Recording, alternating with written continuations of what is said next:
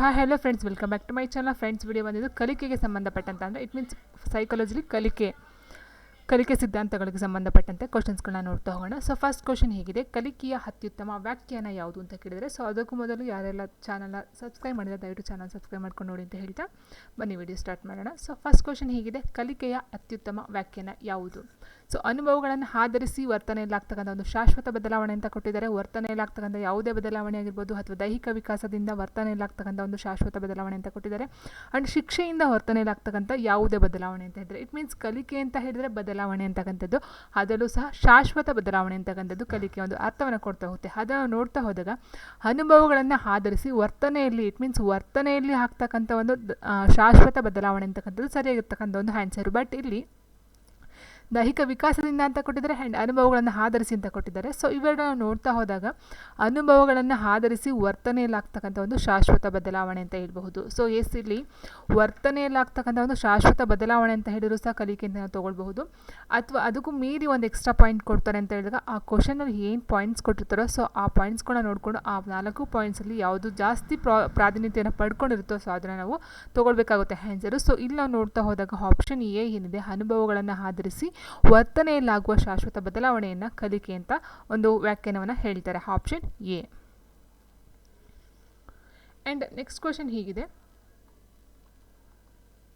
ಕಲಿಕೆಯು ಡ್ಯಾಶ್ ಪ್ರಕ್ರಿಯೆಯಾಗಿದೆ ಅಂತ ಕೊಟ್ಟಿದ್ದಾರೆ. ಜೀವನ ಪರ್ಯಂತ ನಡೆಯುವ, ಬಾಲ್ಯಾವಸ್ಥೆಯಲ್ಲಿ ನಿಲ್ಲುವ, ವೃದ್ಧಾಪ್ಯದಲ್ಲಿ ನಿಲ್ಲುವ, ಪ್ರೌಢಾವಸ್ಥೆಯಲ್ಲಿ ನಿಲ್ಲುವ ಅಂತ ಕೊಟ್ಟಿದ್ದಾರೆ. ಇಟ್ ಮೀನ್ಸ್ ಕಲಿಕೆ ಅಂತ ಹೇಳಿದಾಗ ಮಕ್ಕಳ ಜಸ್ಟ್ ಎಜುಕೇಷನ್ ಮಾತ್ರ ಕಲಿಕೆ ಆಗೋದಿಲ್ಲ, ಇಡೀ ಜೀವನ ಪರ್ಯಂತವಾಗಿ ನಾವು ಹೇಳ್ತೀವಲ್ಲ, ವಿಕಾಸ ಹೇಗೆ ಜೀವನ ಪರ್ಯಂತವಾಗಿ ಹೋಗುತ್ತೋ ಸೊ ಅದೇ ರೀತಿ ಕಲಿಕೆಯು ಸಹ ಜೀವನ ಪರ್ಯಂತವಾಗಿ ನಡೀತಕ್ಕಂಥದ್ದು. ಇಟ್ ಮೀನ್ಸ್ ಅದು ಕಲಿಕೆ ಅಂತ ಹೇಳಿದಾಗ ನೋಡಿ ಇಲ್ಲಿ ಕೊಟ್ಟಿದ್ದ ನೋಡಿ, ಅನುಭವಗಳನ್ನು ಆಧರಿಸಿ ವರ್ತನೆಯಲ್ಲಾಗ್ತಕ್ಕಂಥ ಒಂದು ಶಾಶ್ವತ ಬದಲಾವಣೆ ಅಂತ ಹೇಳಿದ್ದಾರೆ. ಸೊ ಹಾಗಾಗಿ ಅನುಭವ ಅಂತಕ್ಕಂಥದ್ದು ಅವರು ಹುಟ್ಟಿದ ತಮ್ಮಿಂದ ಸಾಯೋ ತನಕನೂ ಇರ್ತಕ್ಕಂಥದ್ದು, ಅನುಭವ ಜೊತೆಲೇ ಬರ್ತಕ್ಕಂಥದ್ದು. ಸೊ ಹಾಗಾಗಿ ನಾವೇನಂತ ಹೇಳ್ತೀವಿ, ಇದು ಬಂದು ಜೀವನ ಪರ್ಯಂತ ನಡೀತಕ್ಕಂಥ ಒಂದು ಪ್ರಕ್ರಿಯೆ ಆಗಿರುತ್ತೆ ಕಲಿಕೆ ಅಂತಕ್ಕಂಥದ್ದು. ಸೊ ಅದು ಎಲ್ಲೂ ಸಹ ನಿಂತೋಗ್ತಕ್ಕಂಥದ್ದಲ್ಲ, ಹುಟ್ಟಿನಿಂದ ಸಾಯೋ ತನಕ ಸಹ ಆಗ್ತಾನೆ ಇರುತ್ತೆ.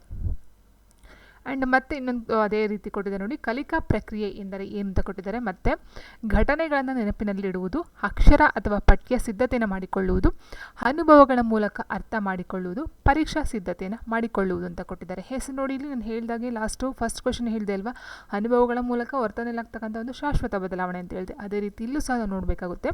ಕಲಿಕಾ ಪ್ರಕ್ರಿಯೆ ಅಂತ ಹೇಳಿದಾಗ ಅನುಭವಗಳ ಮೂಲಕ ಅರ್ಥ ಮಾಡಿಕೊಳ್ತಕ್ಕಂಥದ್ದು ನಾವು ಕಲಿಕಾ ಪ್ರಕ್ರಿಯೆ ಅಂತ ಹೇಳ್ತೀವಿ, ಆಪ್ಷನ್ ಸಿ, ಅನುಭವಗಳ ಮೂಲಕ ಅರ್ಥ ಮಾಡಿಕೊಳ್ತಕ್ಕಂಥದ್ದು. ಆ್ಯಂಡ್ ನೆಕ್ಸ್ಟ್ ಕ್ವಶನ್ ಹೀಗಿದೆ: ಕಲಿಕೆಯುಂಟಾಗಲು ಯಾವುದು ಅವಶ್ಯಕವಾಗಿದೆ? ಎಸ್, ಕಲಿಕೆ ಅಂತಕ್ಕಂಥದ್ದು ಜೀವನ ಪರ್ಯಂತ ಆಗುತ್ತೆ, ಓಕೆ, ಬಟ್ ಅದು ವರ್ತನೆಗಳ ಒಂದು ಇಟ್ ಮೀನ್ಸ್ ಅನುಭವಗಳ ಒಂದು ಚೇಂಜಸ್ ಸಹ ಅಂತ ಹೇಳಿದ್ವಿ. ಬಟ್ ಯಾವುದರಿಂದ ಕಲಿಕೆ ಆಗಬೇಕು ಅಂದರೆ ಯಾವುದು ಮುಖ್ಯ ಬೇಕಾಗಿರೋದು? ಸ್ವ ಅನುಭವನ ಅಥವಾ ಸ್ವ ಆಲೋಚನೆ, ಸ್ವ ಚಟುವಟಿಕೆ, ಈ ಎಲ್ಲವೂ ಅಂತ ಕೊಟ್ಟಿದ್ದಾರೆ. ಎಸ್, ನಮಗೆ ಆನ್ಸರು ಈ ಮೇಲೆ ನೋಡ್ತಾ ನಾವು ಅನುಭವಗಳ ಮೂಲಕ ನಾವು ಪಡ್ಕೊಳ್ತಕ್ಕಂಥ ಒಂದು ಬದಲಾವಣೆ ಅಂತ ಹೇಳಿದ್ವಿ. ಸೊ ಅದರ ಜೊತೆಗೆ ಸ್ವ ಅನುಭವ, ಸ್ವ ಆಲೋಚನೆ, ಸ್ವ ಚಟುವಟಿಕೆ.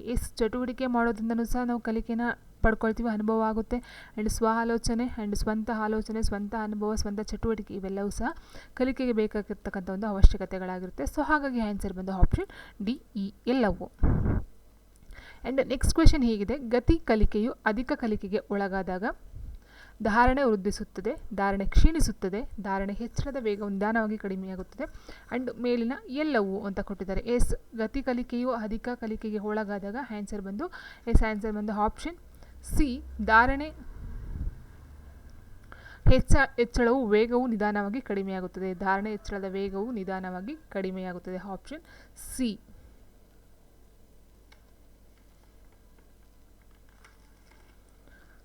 ಆ್ಯಂಡ್ ನೆಕ್ಸ್ಟು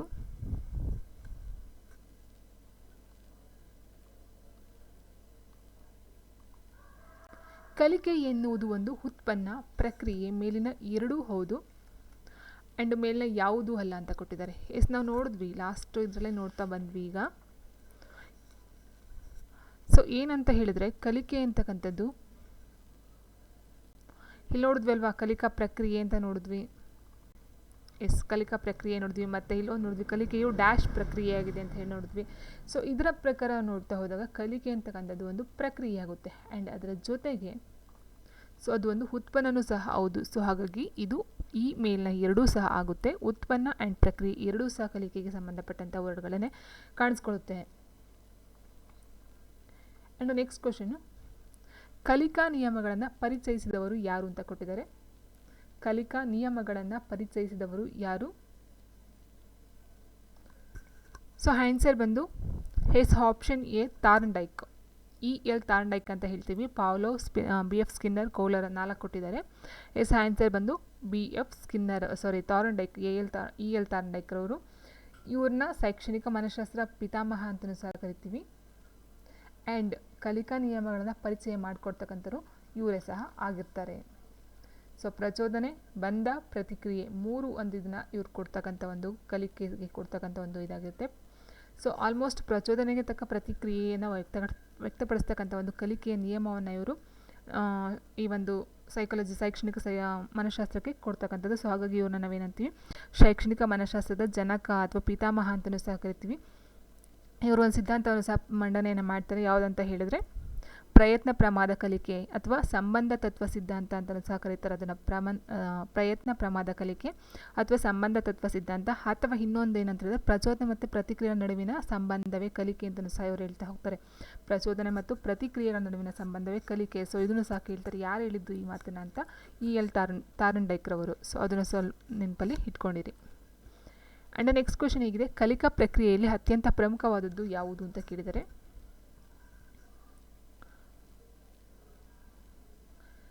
ಕಲಿಕಾ ಪ್ರಕ್ರಿಯೆಯಲ್ಲಿ ಅತ್ಯಂತ ಪ್ರಮುಖವಾದದ್ದು ಯಾವುದು? ಕಲಿಕಾ ಶೈಲಿನ, ಮಕ್ಕಳ ಪರೀಕ್ಷಾ ಫಲಿತಾಂಶನ, ಮಗುವಿನ ಅನುವಂಶೀಯತೆನ, ಮಗುವಿನ ಆರ್ಥಿಕ ಸ್ಥಿತಿಗತಿ ಅಂತ ಕೇಳಿದರೆ, ನಮ್ಗೆ ನೋಡ್ತಾ ಹೋದಾಗ ಕಲಿಕಾ ಪ್ರಕ್ರಿಯೆ ಅತಿ ಮುಖ್ಯವಾಗಿ ಅಂತ ಹೇಳಿದಾಗ ಮಗುವಿನ ಆರ್ಥಿಕ ಸ್ಥಿತಿಗತಿ ನಮ್ಗೆ ಬರೋದಿಲ್ಲ. ಕಲಿಕೆ ಅಂತಕ್ಕಂಥದ್ದು ಅನುಭವಗಳ ಮೂಲಕ, ವರ್ತನೆಗಳ ಮೂಲಕ ಆಗ್ತಕ್ಕಂಥದ್ದು.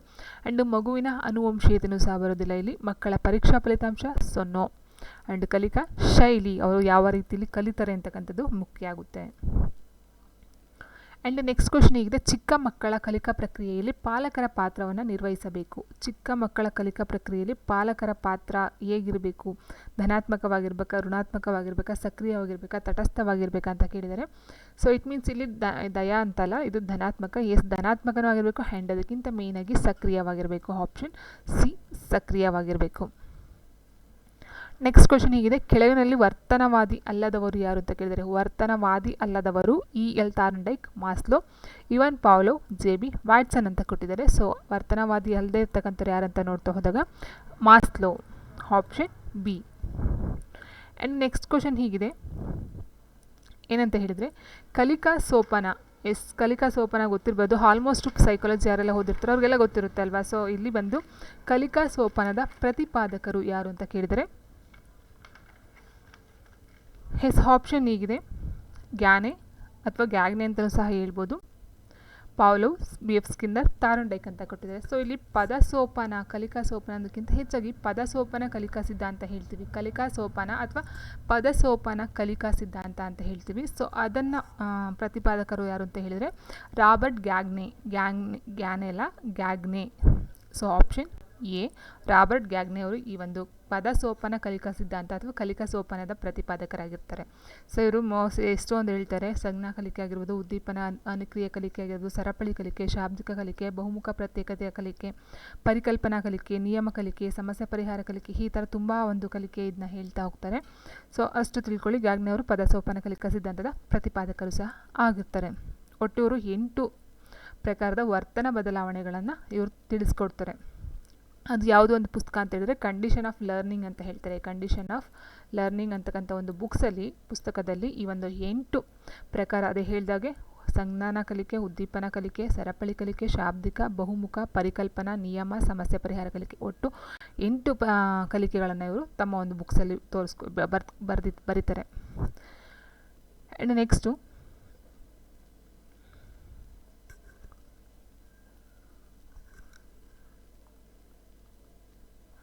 ನೆಕ್ಸ್ಟ್ ಕ್ವೆಶ್ಚನ್ ಹೀಗಿದೆ, ಥಾರ್ನ್ಡೈಕ್ ಈ ಕೆಳಗಿನ ಯಾವ ಕಲಿಕಾ ವರ್ಗಾವಣೆಯ ಸಿದ್ಧಾಂತವನ್ನು ಮಂಡಿಸಿದ್ದಾರೆ ಅಂತ ಕೊಟ್ಟಿದ್ದಾರೆ.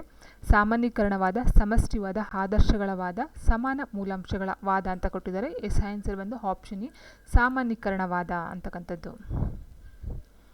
ಆ್ಯಂಡ್ ನೆಕ್ಸ್ಟ್ ಕ್ವೆಶ್ಚನ್ ನೋಡ್ತಾ ಹೋದಾಗ,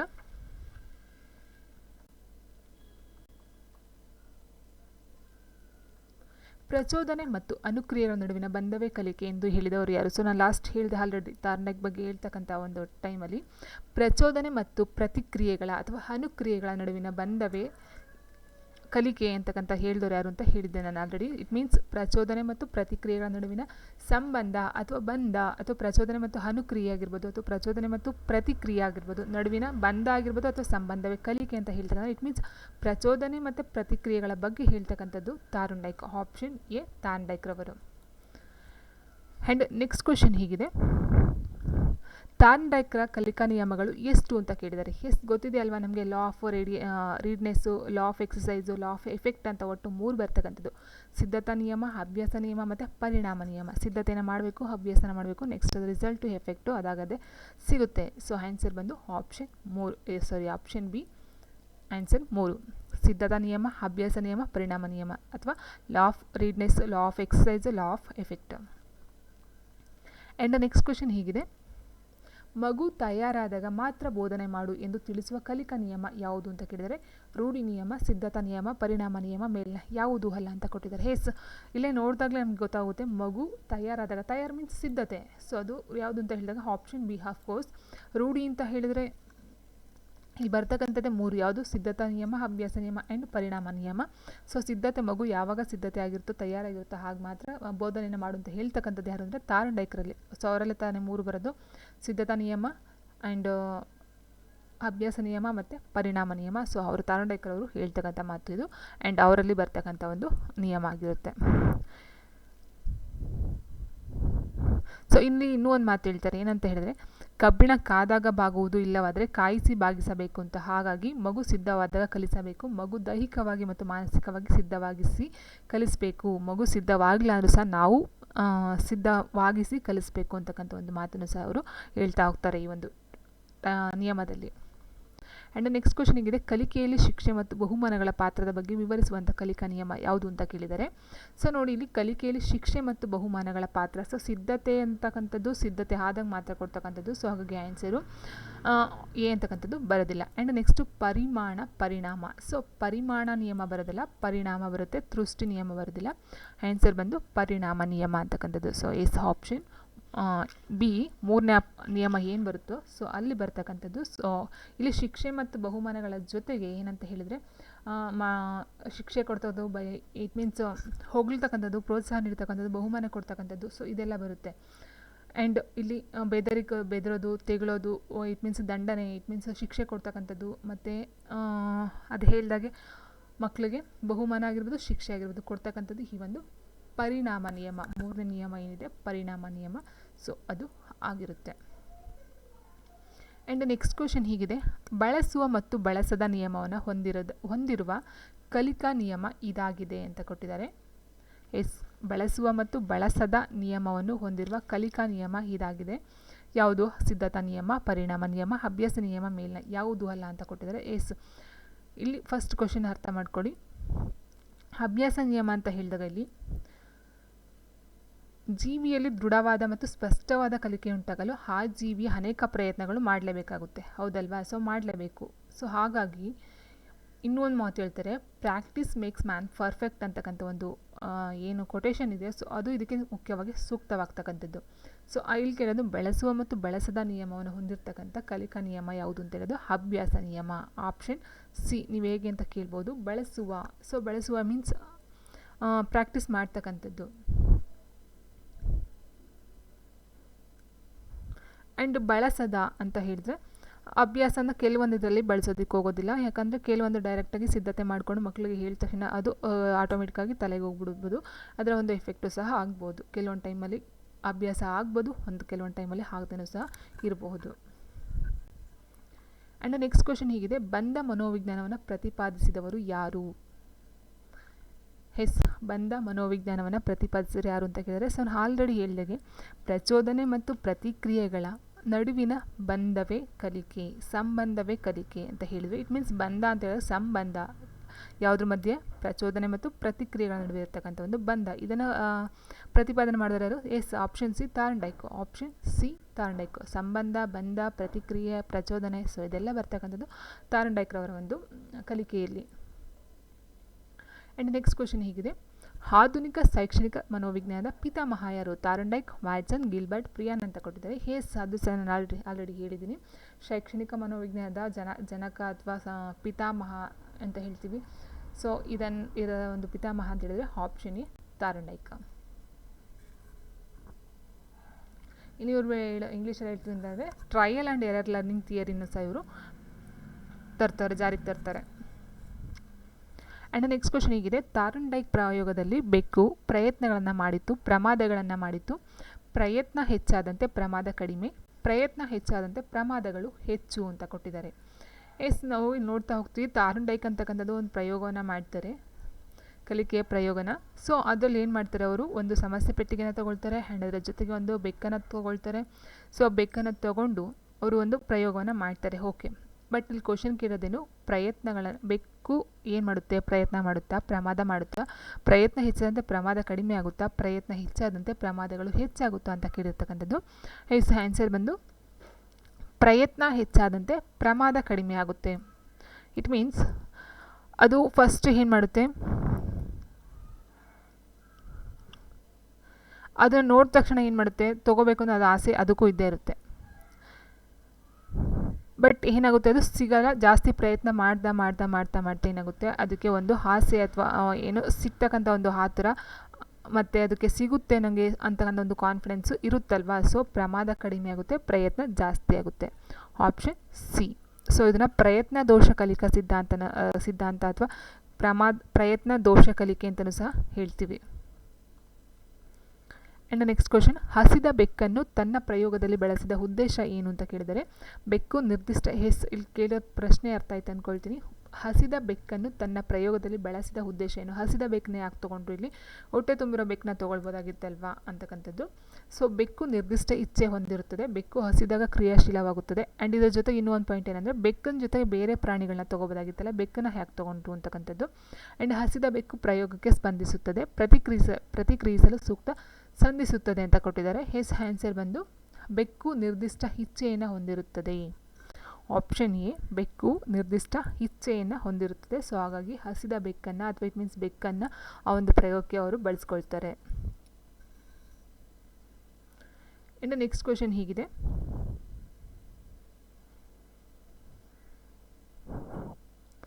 ತಾರುಂಡೈಕ್ ಪ್ರಕಾರ ಅನುಚಿತ ವರ್ತನೆಯನ್ನು ತಡೆಗಟ್ಟಲು ಅನುಸರಿಸುವ ಮಾರ್ಗ ಯಾವುದು ಅಂತ ಕೇಳಿದರೆ, ತಾರುಂಡೈಕ್ ಪ್ರಕಾರ ಅನುಚಿತ ವರ್ತನೆಯನ್ನು ತಡೆಗಟ್ಟಲು ಅನುಸರಿಸುವಂಥ ಮಾರ್ಗ ಯಾವುದು? ಬಹುಮಾನ, ಪ್ರಶಂಸೆ, ದಂಡನೆ, ಪೂರ್ಣ ಬಲಾನ ಅಂತ ಕೊಟ್ಟಿದ್ದಾರೆ. ಸೊ ಆನ್ಸರ್ ಬಂದು ಆಪ್ಷನ್ ಬಿ, ಪ್ರಶಂಸೆ. ಆ್ಯಂಡ್ ನೆಕ್ಸ್ಟ್, ಇವುಗಳಲ್ಲಿ ಯಾವುವು ಜೈವಿಕ ಪ್ರೇರಣೆ ಅಲ್ಲ ಅಂತ ಕೊಟ್ಟಿದ್ದಾರೆ. ಜೈವಿಕ ಮೀನ್ಸ್ ಜೀವಕ್ಕೆ ಸಂಬಂಧಪಟ್ಟಂಥದ್ದು. ಹಸಿವು, ಲೈಂಗಿಕತೆ, ಆತ್ಮ ಪ್ರತಿಷ್ಠೆ, ನಿದ್ರೆ ಅಂತ ಕೊಟ್ಟಿದ್ದಾರೆ. ಆನ್ಸರ್ ಅಫ್ಕೋರ್ಸ್ ಹಸಿವು, ಲೈಂಗಿಕತೆ, ನಿದ್ರೆ ಎಲ್ಲ ಮನುಷ್ಯನ ಒಂದು ದೇಹಕ್ಕೆ ಸಂಬಂಧಪಟ್ಟಂಥದ್ದು. ಸೊ ಆತ್ಮ ಪ್ರತಿಷ್ಠೆ ಬಂದಿದ್ದು ಮನಸ್ಸಿಗೆ ಸಂಬಂಧಪಟ್ಟಂಥದ್ದು. ಸೊ ಆನ್ಸರ್ ಬಂದು ಆಪ್ಷನ್ ಸಿ. ಸೊ ಮಕ್ಕಳಲ್ಲಿ ಕಲಿಯುವಿಕೆಯ ಪ್ರಥಮ ವಿಧಾನ ಯಾವುದು? ಅನುಕರಣೆ, ಓದುವಿಕೆ, ಬರೆಯುವಿಕೆ, ಆಲಿಸುವಿಕೆ ಅಂತ ಕೊಟ್ಟಿದ್ದಾರೆ. ನಮ್ಗೆ ಗೊತ್ತಿದೆ ಅಲ್ವಾ. ಸೊ ಕೌಶಲ್ಯಗಳು, ಸ್ಕಿಲ್ಸ್ ಆಫ್ ಲ್ಯಾಂಗ್ವೇಜಸ್ ಎಲ್ಲ ನೋಡ್ತಾ ಹೋದಾಗ ನಮಗೇನು ಬರುತ್ತೆ? ಸೊ ಫಸ್ಟು ಅನುಕರಣೆ ಮಾಡ್ತೇವೆ ಮಕ್ಕಳು, ಆಮೇಲೆ ಆಲಿಸುವಿಕೆ, ಆಮೇಲೆ ಓದುವಿಕೆ, ಆಮೇಲೆ ನೆಕ್ಸ್ಟ್ ಲಾಸ್ಟ್ ಒಂದು ಬರೆಯುವಿಕೆ. ಸೊ ಹಾಗಾಗಿ ಫಸ್ಟ್ ಒಂದು ಇದು, ಸೆಕೆಂಡ್ ಒಂದು ಆಲಿಸುವಿಕೆ,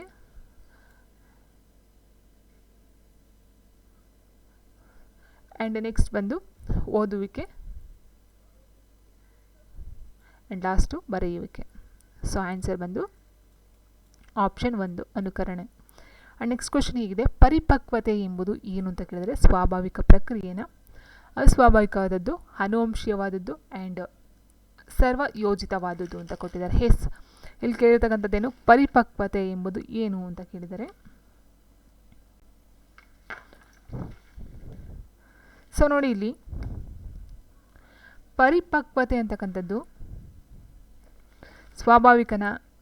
ಹೌದು, ಅದು ಸ್ವಾಭಾವಿಕವಾಗಿ ಬರ್ತಕ್ಕಂಥ. ಇಟ್ ಮೀನ್ಸ್ ಅನುವಂಶೀಯವಾದದ್ದು ಅಂತಕ್ಕಂಥದ್ದು ಬರೋದಿಲ್ಲ. ಸೊ ಅದು ಪರಿಪಕ್ವತೆ ಅಂತಕ್ಕಂಥ ಸ್ವಾಭಾವಿಕವಾಗಿ ನ್ಯಾಚುರಲ್ ಅಂತ ಹೇಳ್ತೀವಿ.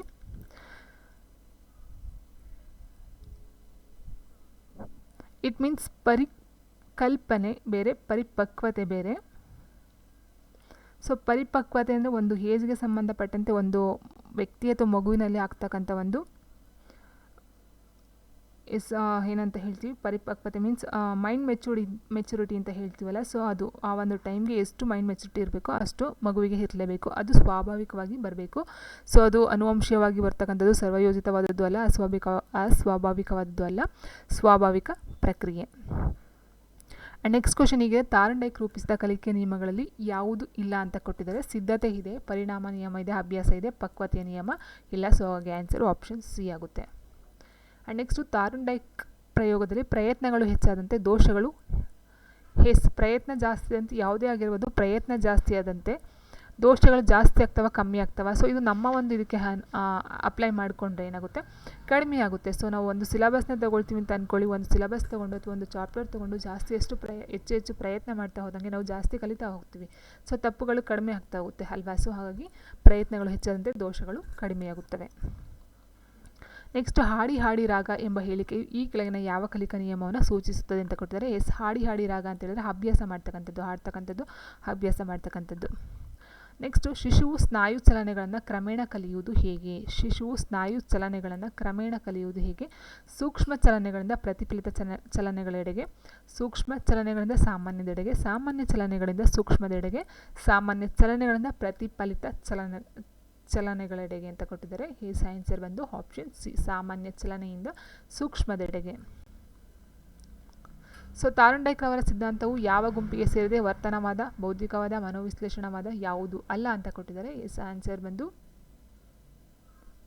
ಸೊ ತಾರನ್ಡೈಕ್ ಅವರ ಸಿದ್ಧಾಂತ ಅಂತ ಹೇಳಿದಾಗ ಇದು ಬಂದು ವರ್ತನವಾದನ ಅಥವಾ ಬೌದ್ಧಿಕವಾದನ, ಮನೋವಿಶ್ಲೇಷಣವಾದ ಯಾವುದು ಅಲ್ಲ ಅಂತ ಕೊಟ್ಟಿರ್ತಕ್ಕಂಥದ್ದು.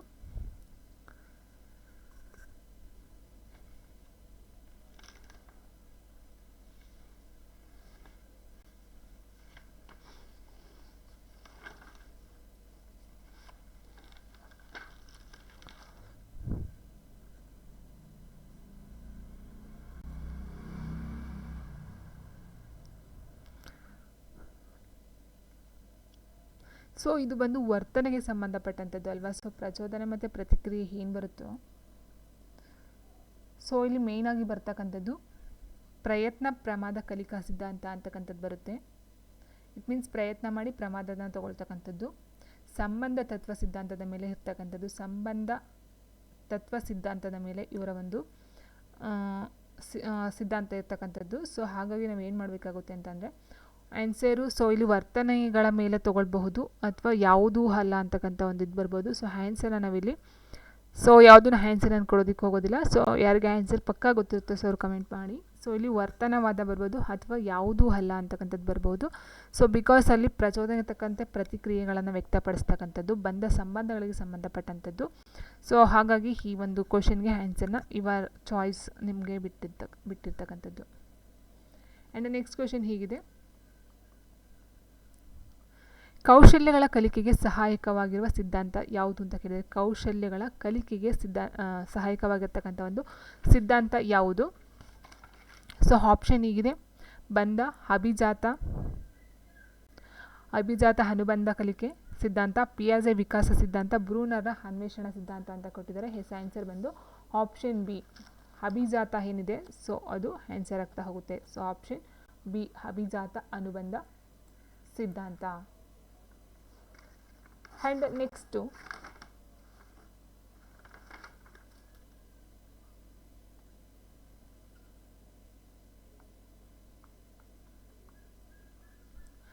ಪಾವ್ಲೋವ್ ಸಹಜ ಪ್ರಚೋದನೆಗೆ ಬದಲಾಗಿ ಕೃತಕ ಉದ್ದೀಪನವಾಗಿ ಬಳಸಿದ್ದು ಏನನ್ನ ಅಂತ ಕೇಳಿದರೆ, ಪಾವ್ಲೋವ್ನ ಸಹಜ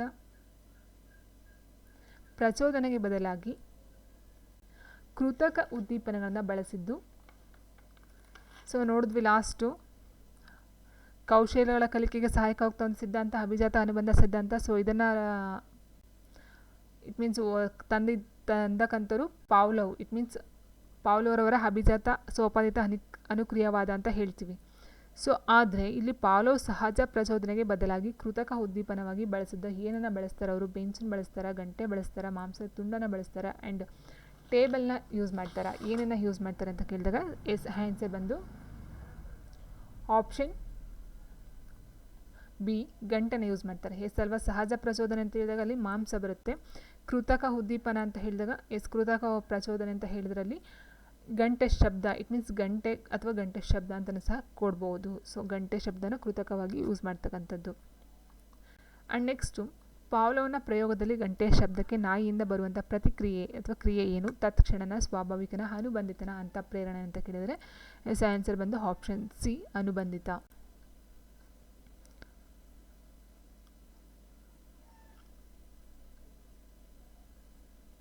ಸೊ ಅಲ್ಲಿ ಏನಾಗುತ್ತೆ ಅಂದರೆ ಸ್ಟಾರ್ಟಿಂಗ್ ಇಟ್ ಮೀನ್ಸ್ ಶಬ್ದಕ್ಕೆ ನಾಯಿಂದ ಬರ್ತಕ್ಕಂಥ ಕ್ರಿಯೆ ಅನುಬಂಧಿತ ಆಗುತ್ತೆ ಸ್ಟಾರ್ಟಿಂಗಲ್ಲಿ ಫಸ್ಟ್ಗೆ ಅವರು ಏನು ಕೊಡ್ತಾರೋ ಸೊ ಅದು.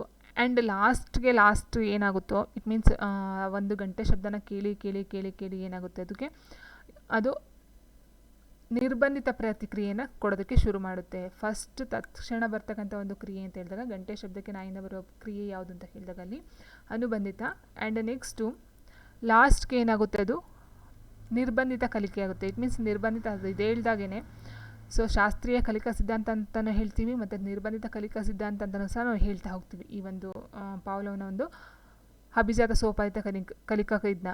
ಸೊ ಅದರ ಜೊತೆ ನೋಡ್ತಾ ಹೋದಾಗ ಸೊ ಇಲ್ಲಿ ಬರ್ತಕ್ಕಂಥ ಒಂದು ಕ್ರಿಯೆ ಯಾವುದು ಅಂತ ಹೇಳಿದಾಗ ಅನುಬಂಧಿತ ಅಥವಾ ನಿರ್ಬಂಧಿತ. ಸೊ ಎರಡು ಬರುತ್ತೆ ಇಲ್ಲಿ. ಲಾಸ್ಟ್ ಒಂದು ಇದರಲ್ಲಿ ಏನು ಗಂಟೆ ಶಬ್ದ ಬರುತ್ತೋ ಲಾಸ್ಟ್ ಅನೇಕ ಬಾರಿ ಪ್ರಯೋಗ ಮಾಡ್ತಾ ಇರ್ತಾರೋ ಅವಾಗ ಲಾಸ್ಟ್ ಏನು ಮಾಡುತ್ತೆ ನಿರ್ಬಂಧಿತ ಪ್ರತಿಕ್ರಿಯೆನ ತೋರುತ್ತೆ. ನಿರ್ಬಂಧಿತ ಪ್ರತಿಕ್ರಿಯೆ ಅಂತ ಹೇಳಿದಾಗ ಏನಾಗುತ್ತೆ ಅಲ್ಲಿ ಜೋಲ್ ಸುರಿಸ್ತಕ್ಕಂಥದ್ದು. ಸೊ ಅದು ನಿರ್ಬಂಧಿತ ಕ್ರಿಯೆ ಆಗುತ್ತೆ. ಸೊ ಇಲ್ಲಿ ಅನುಬಂಧಿತ ಅಥವಾ ನಿರ್ಬಂಧಿತ ಎರಡು ಸಹ ನಾವು ಆನ್ಸರ್ನ ತೊಗೊಳ್ಬೇಕಾಗುತ್ತೆ ಕೊಟ್ಟಾಗ ಅಲ್ಲಿ. ಸೊ ಇಲ್ಲಿ ಕೇಳಬಹುದು ನಿರ್ಬಂಧಿತ ಅಂತಕ್ಕಂಥದ್ದು ಯಾವುದು ಅಂತ ಕೇಳಿದಾಗ ಇಲ್ಲಿ ಜೋಲನ ಸುರಿಸ್ತಕ್ಕಂಥದ್ದು. ನೆಕ್ಸ್ಟ್ ಇವುಗಳಲ್ಲಿ ಯಾವುದು ಜೈವಿಕ ಪ್ರೇರಣೆ ಅಲ್ಲ. So repeated question. ಆತ್ಮ ಪ್ರತಿಷ್ಠೆ. ಗೆಸ್ಟಾಲ್ಟ್ ಪಂಥವು ಯಾವ ದೇಶದ್ದು ಅಂತ ಕೊಟ್ಟಿದ್ದಾರೆ. ಗೆಸ್ಟಾಲ್ಟ್ ಅಂತಕ್ಕಂಥ ಒಂದು ಪಂಥವು ಯಾವ ದೇಶದ್ದು? ಆಪ್ಷನ್ ಹೀಗಿದೆ ರಷ್ಯಾ, ಅಮೇರಿಕಾ, ಜರ್ಮನ್, ಜಪಾನ್ ಅಂತ ಕೊಟ್ಟಿದ್ದಾರೆ. ಸೊ ಇಲ್ಲಿ ಗೆಸ್ಟಾಲ್ಟ್ ಅಂತ ಹೇಳಿದಾಗ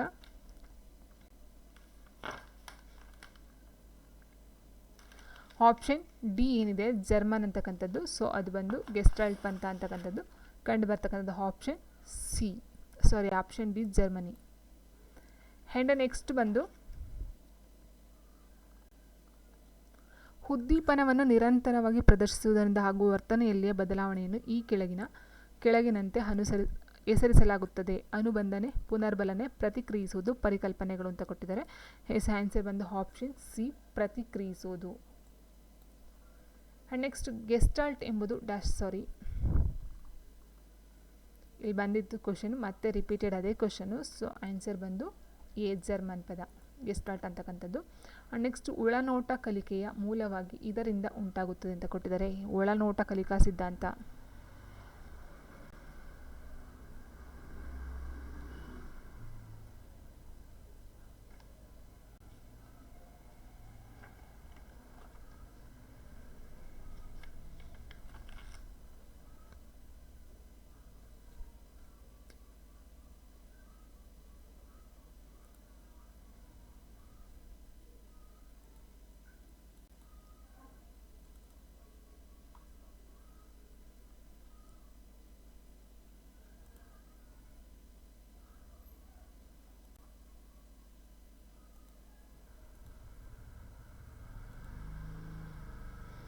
ಒಳನೋಟ ಕಲಿಕೆಯ ಮೂಲವಾಗಿ ಇದರಿಂದ ಉಂಟಾಗುತ್ತದೆ ಅಂತ ಕೊಟ್ಟಿದ್ದಾರೆ. ಸೊ ಒಳನೋಟ ಕಲಿಕೆ ಅಂತ ಹೇಳಿದಾಗ ಗೆಸ್ಟಾಲ್ಟ್ ಅವರ ಒಂದು ಕಲಿಕಾವಾದ ಆಗಿರುತ್ತೆ. ಸೊ ಇಲ್ಲಿ ಬಂದು ಬುದ್ಧಿಶಕ್ತಿ, ಅಭ್ಯಾಸ, ಅನುಬಂಧನ, ಅನುಕರಣೆ ಅಂತ ಕೊಟ್ಟಿದ್ದಾರೆ. ಆನ್ಸರ್ ಬಂದು ಆಪ್ಷನ್ ಎ, ಬುದ್ಧಿಶಕ್ತಿಗೆ ಸಂಬಂಧಪಟ್ಟಂಥದ್ದಾಗಿರುತ್ತೆ.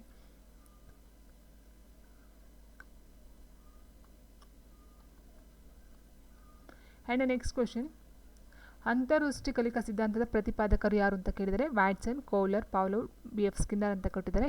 ಆನ್ಸರ್ ಬಂದು ಅಂತರ್ದೃಷ್ಟಿ ಕಲಿಕಾ ಸಿದ್ಧಾಂತ. ಆನ್ಸರು ಕೌಲರ್. ಸೊ ನಿಮ್ಗೆ ಗೊತ್ತಿರಬಹುದು ಕೌಲರ್ ಅವರ ಒಂದು ಇದು ಅಂತ ಹೇಳಿದಾಗ ಸೊ ಅಲ್ಲಿ ಸುಲ್ತಾನ್ ಅಂತಕ್ಕಂಥ ಒಂದು ಚಿಂಪಾಂಜಿಯನ್ನು ಯೂಸ್ ಮಾಡ್ಕೊಂಡು ಅವರು ಮಾಡ್ತಕ್ಕಂಥದ್ದು. ಸೊ ಇದು ಬಂದು ಅಂತರ್ದೃಷ್ಟಿ ಅಥವಾ ಒಳನೋಟ. ಅಂತರ್ದೃಷ್ಟಿ ಅಥವಾ ಒಳನೋಟ ಅಂತ ಹೇಳ್ತೀವಿ ನಾವು, ಒಳನೋಟ ಕಲಿಕಾ ಸಿದ್ಧಾಂತ ಅಂತ. ಸೊ ಅದು ಬಂದು ಕೌಲರ್ದು. ಆ್ಯಂಡ್ ನೆಕ್ಸ್ಟು ಗೆಸ್ಟಾಲ್ಟ್ ಪದದ ಮೂಲ ಅರ್ಥ ಏನು ಅಂತ ಕೇಳಿದರೆ ಸೊ ಗೆಸ್ಟಾಲ್ಟ್ ಅಂತಕ್ಕಂಥದ್ದು ಜರ್ಮನಿ ಭಾಷೆಯ ಒಂದು ಪದ ಆಯಿತು. ಅದೊಂದು ಅರ್ಥ ಏನು? ಒಂದು ಸಮಗ್ರತೆ, ಬಿಡಿಗಳ ಜೋಡಣೆ ಅಂತ ಕೊಟ್ಟಿದ್ದಾರೆ. ಸೊ ಆನ್ಸರ್ ನಾವು ನೋಡ್ತಾ ಹೋದರೆ ಆನ್ಸರ್ ಬಂದು ಒಂದು ಸಮಗ್ರತೆ ಮತ್ತು ಬಿಡಿಗಳ ಜೋಡಣೆ. ಇಟ್ ಮೀನ್ಸ್ ಸಮಗ್ರತೆ, ಜೋಡಣೆ ಅಂತಕ್ಕಂಥದ್ದೇ ಆಗುತ್ತೆ. ಆನ್ಸರು ಆಪ್ಷನ್ ಸಿ, ಎ ಮತ್ತು ಬಿ. ನೆಕ್ಸ್ಟ್ ಒಳನೋಟ ಕಲಿಕೆಯು ಈ ಕೆಳಗಿನ ಯಾವ ವಿಧಾನದಿಂದ ಕಲಿಯುವ ಕಲಿಕೆಯಾಗಿದೆ ಅಂತ ಕೊಟ್ಟಿದ್ದಾರೆ.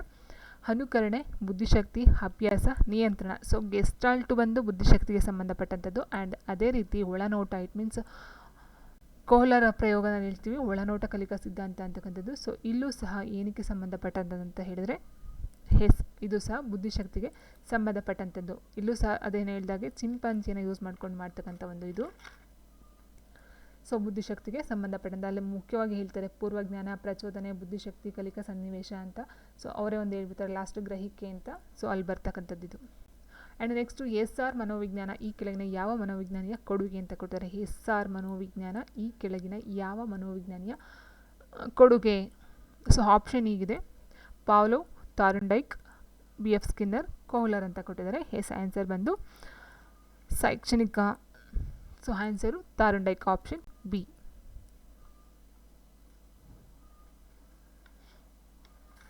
And next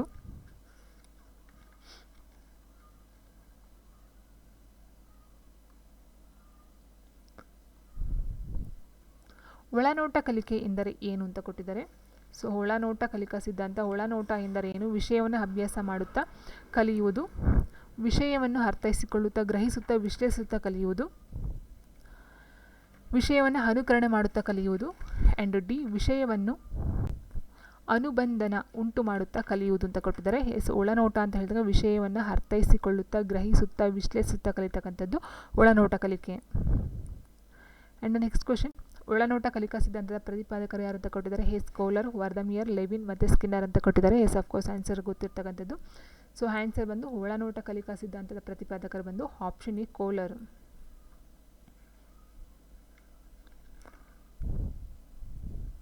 and next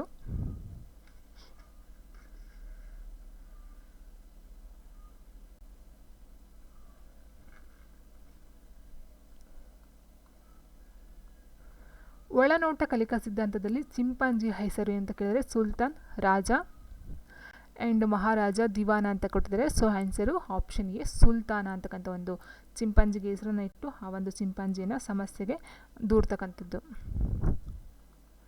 and next ಒಳನೋಟ ಕಲಿಕೆಯಲ್ಲಿ ಈ ಕೆಳಗಿನ ಯಾವ ಅಂಶಕ್ಕೆ ಆದ್ಯತೆ ನೀಡುವುದಿಲ್ಲ. ಮೆದುಳಿಗೆ, ಪೂರ್ವಜ್ಞಾನ, ವಿವೇಚನೆಗೆ, ಸ್ನಾಯು ಬಲಕ್ಕೆ ಅಂತ ಕೊಟ್ಟಿದ್ದಾರೆ.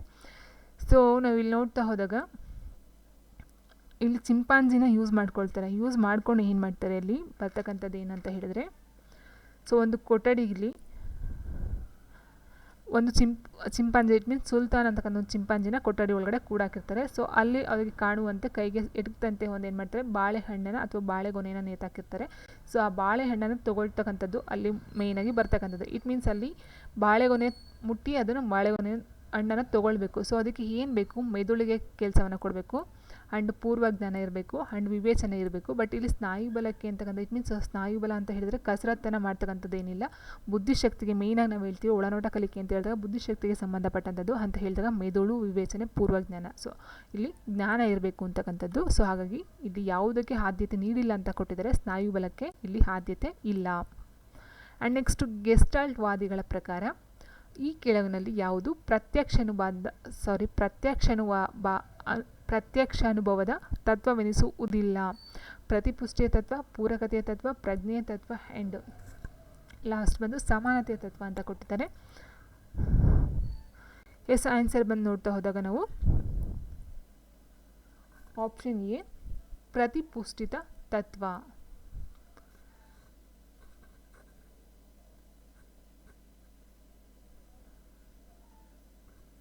ಆ್ಯಂಡ್ ನೆಕ್ಸ್ಟ್ ಕ್ವೆಶನ್: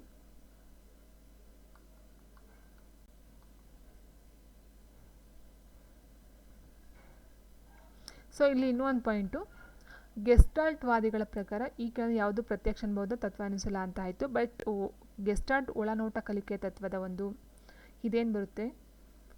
ಸೊ ಇಲ್ಲಿ ಇಬ್ಬರು ಬರ್ತಾರೆ. ಏನಂತ ಹೇಳಿದರೆ ಗೆಸ್ಟಾಲ್ಟ್ ಒಳನೋಟ ಕಲಿಕಾ ಸಿದ್ಧಾಂತ ಬರುತ್ತೆ. ಅದರಲ್ಲಿ ವರ್ತ್ಮಿಯರ್ ಅಂತಕ್ಕಂಥವ್ರು ಗೆಸ್ಟಾಲ್ಟ್ ಪಂಥದ ರಚನಾಕಾರ ಆಗಿರ್ತಾರೆ. ಇಟ್ ಮೀನ್ಸ್ ಗೆಸ್ಟಾಲ್ಟ್ ಒಳನೋಟ ಕಲಿಕಾ ಸಿದ್ಧಾಂತ ಅಂತಕ್ಕಂಥದ್ದು. ಆ್ಯಂಡ್ ನೆಕ್ಸ್ಟ್ ಇನ್ನೂ ಒಂದು ಬರುತ್ತೆ, ಯಾವುದಂತ ಹೇಳಿದರೆ ಇಲ್ಲಿ ನೋಡಿದ್ವಲ್ಲ ಒಳನೋಟ ಕಲಿಕಾ ಸಿದ್ಧಾಂತ ಏನಿದೆ, ಇಲ್ಲಿ 2 ಥರ ಬರುತ್ತೆ ಒಳನೋಟ ಕಲಿಕಾ ಸಿದ್ಧಾಂತ. ಒಂದು ಗೆಸ್ಟಾಲ್ಟ್ ಒಳನೋಟ ಕಲಿಕಾ ಸಿದ್ಧಾಂತ ಬರುತ್ತೆ, ಇನ್ನೊಂದು ಸಹ ಬರುತ್ತೆ ಇಟ್ ಮೀನ್ಸ್ ಕೋಲರ ಪ್ರಯೋಗದಲ್ಲಿ ಬರ್ತಕ್ಕಂಥದ್ದು, ಅದು ಸಹ ಒಳನೋಟ ಕಲಿಕಾ ಸಿದ್ಧಾಂತ ಅಂತಲೇ ಸಹ ಬರ್ತಕ್ಕಂಥದ್ದು. ಸೊ ಇವೆರಡನ್ನ ನಾವು ನೋಡ್ತಾ ಹೋದಾಗ ಕೆಲವೊಂದು ಕ್ವಶನ್ ಕರೆಕ್ಟಾಗಿ ಕ್ಲಿಯರಾಗಿ ಅರ್ಥ ಮಾಡ್ಕೋಬೇಕಾಗುತ್ತೆ. ಇಲ್ಲಿ ಒಳನೋಟ ಕಲಿಕಾ ಸಿದ್ಧಾಂತ ಅಂತ ಏನು ಕೊಟ್ಟಿದ್ದಾರೆ, ಇಲ್ಲಿ ನಾವು ಕೋಲರ್ ಅಂತ ಹಾಕಿದ್ವಿ, ಬಟ್ ಇಲ್ಲಿ ವರ್ದಮಿಯರ್ ಅಂತಕ್ಕಂಥದ್ದು ಸಹ ಆಗಬಹುದು. ಯಾಕಂತಂದರೆ ಗೆಸ್ಟಾಲ್ಟ್ ಒಳನೋಟ ಕಲಿಕಾ ಸಿದ್ಧಾಂತ ಅಂತ ಹೇಳ್ತೀವಿ, ಸೊ ಅದನ್ನು ಸಹ ಒಳನೋಟ ಕಲಿಕಾ ಸಿದ್ಧಾಂತ ಅಂತ ಹೇಳ್ತೀವಿ. ಸೊ ನೀವು ಆಪ್ಷನ್ಗಳನ್ನ ನೋಡ್ಕೊಂಡು ಆನ್ಸರ್ ಮಾಡಬೇಕಾಗುತ್ತೆ. ಸೊ ಇಲ್ಲಿ ಕೋಲರ್ ಮತ್ತು ವರ್ದಮಿಯರ್ ಎರಡೂ ಸಹ ಆನ್ಸರ್ ಆಗುತ್ತೆ. ಸೊ ಆಲ್ರೆಡಿ ನಾನು ಹೇಳಿದಾಗೆ ಒಳನೋಟ ಕಲಿಕಾ ಸಿದ್ಧಾಂತ ಅಂತಕ್ಕಂಥದ್ದು ಎರಡಲ್ಲೂ ಸಹ ಬರುತ್ತೆ. ಗೆಸ್ಟಾಲ್ಟ್ ಒಳನೋಟ ಕಲಿಕಾ ಸಿದ್ಧಾಂತ ಅಂತಲೂ ಹೇಳ್ತಾರೆ ಆ್ಯಂಡ್ ಕೋಲರ್ದ ಒಂದು ಒಳನೋಟ ಕಲಿಕಾ ಸಿದ್ಧಾಂತ ಅಂತಲೂ ಸಹ ಹೇಳ್ತಾರೆ. ಸೊ ಹಾಗಾಗಿ ಆನ್ಸರ್ ಇಲ್ಲಿ ಎರಡೂ ಸಹ ಬರ್ಬೋದು. ಆ್ಯಂಡ್ ನೆಕ್ಸ್ಟ್ ಕ್ವಶನ್ ಹೀಗಿದೆ, ಕತ್ತಲನ್ನು ಕಂಡರೆ ಭಯವಾಗುವುದು ಯಾವುದರ ಕಲಿಕೆಯ ಮೂಲಕವೆಂದರೆ ಕ್ರಿಯಾಜನ್ಯ ಅನುಬಂಧ, ಒಳನೋಟ, ಶಾಸ್ತ್ರೀಯ ಅನುಬಂಧ, ದೋಷ ಪ್ರಯುಕ್ತ ಅಂತ ಕೊಟ್ಟಿದ್ದಾರೆ. ದೋಷ ಪ್ರಯುಕ್ತ. ಆನ್ಸರ್ ಬಂದು ಆಪ್ಷನ್ ಸಿ, ಶಾಸ್ತ್ರೀಯ ಅನುಬಂಧ. ನೆಕ್ಸ್ಟು ಚಿಂಪಾಂಜಿಗಳ ಮೇಲೆ ಕೋಹ್ಲರ್ ಮಾಡಿದ ಪ್ರಯೋಗಗಳು ಅವನಿಗೆ ಈ ಪರಿಕಲ್ಪನೆಯನ್ನು ವಿವರಿಸಲು ನೆರವಾದವು ಅಂತ ಕೊಟ್ಟಿದ್ದಾರೆ. ಪುನರ್ಬಲನ, ಅನುಬಂಧನ, ಒಳನೋಟ ಕಲಿಕೆ, ಅಭಿಪ್ರೇರಣೆ ಅಂತ ಕೊಟ್ಟಿದ್ದಾರೆ. ಆನ್ಸರ್ ಬಂದು ಆಪ್ಷನ್ ಸಿ, ಒಳನೋಟ ಕಲಿಕೆ. ನಾನು ಹೇಳಿದಾಗೆ ಚಿಂಪಾಂಜಿಗಳ ಮೇಲೆ ಅವರು ಒಳನೋಟ ಅಥವಾ ಆಂತರಿಕ ಒಳನೋಟ ಅಂತ ಸಹ ಹೇಳ್ತೀವಿ, ಆಂತರಿಕ ಅಥವಾ ಒಳನೋಟ ಕಲಿಕಾ ಸಿದ್ಧಾಂತ. ನೆಕ್ಸ್ಟ್ ಕ್ವಶನ್ ಹೀಗಿದೆ,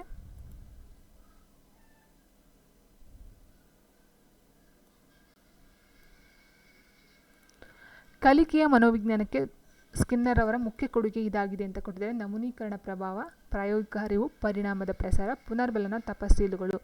ಕಲಿಕೆಯ ಮನೋವಿಜ್ಞಾನಕ್ಕೆ BF ಸ್ಕಿನ್ನರ್ ಅವರ ಮುಖ್ಯ ಕೊಡುಗೆ. ಆನ್ಸರ್ ಅಂತ ನೋಡ್ತಾ ಹೋದಾಗ ಆನ್ಸರ್ ಬಂದು ಆಪ್ಷನ್ ಡಿ, ಪುನರ್ಬಲನ, ತಪಸ್ಸೀಲುಗಳು. Option D.